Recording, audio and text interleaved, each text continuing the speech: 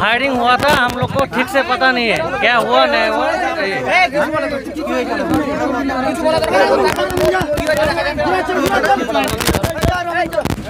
ডিউটিরত অবস্থায় সহকর্মীকে গুলি করে খুন, গ্রেপ্তার অভিযুক্ত জওয়ান।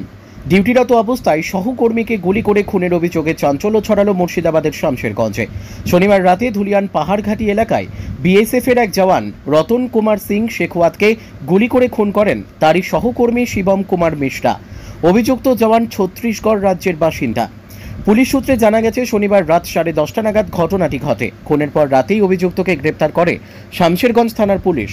রবিবার তাকে তোলা হয় জঙ্গিপুর আদালতে। প্রাথমিক তদন্তে জানা গেছে ধৃত জওয়ান দীর্ঘদিন ধরে মানসিক চাপের মধ্যে ছিলেন। তার স্ত্রী গর্ভবতী, সেই নিয়েও মানসিক উদ্বেগে ভুগছিলেন তিনি।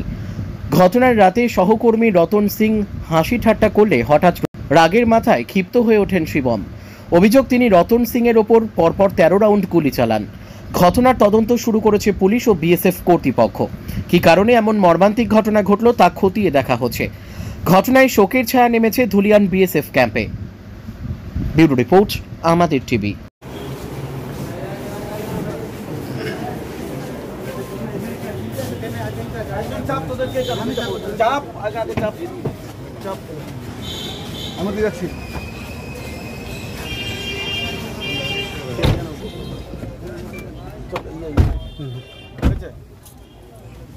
किसने मारा था? कुछ गंडगोल? गंडगोल कुछ हुआ था क्या? कुछ नहीं। ऑफिसर के चलने दो।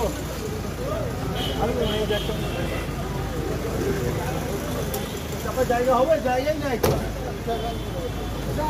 আসলে বাজে আমরা স্কুল থেকে নিয়ে হ্যাঁ প্রশ্ন আছে পাশে এটা যে আগে পিছনে একটু আগে পিছনে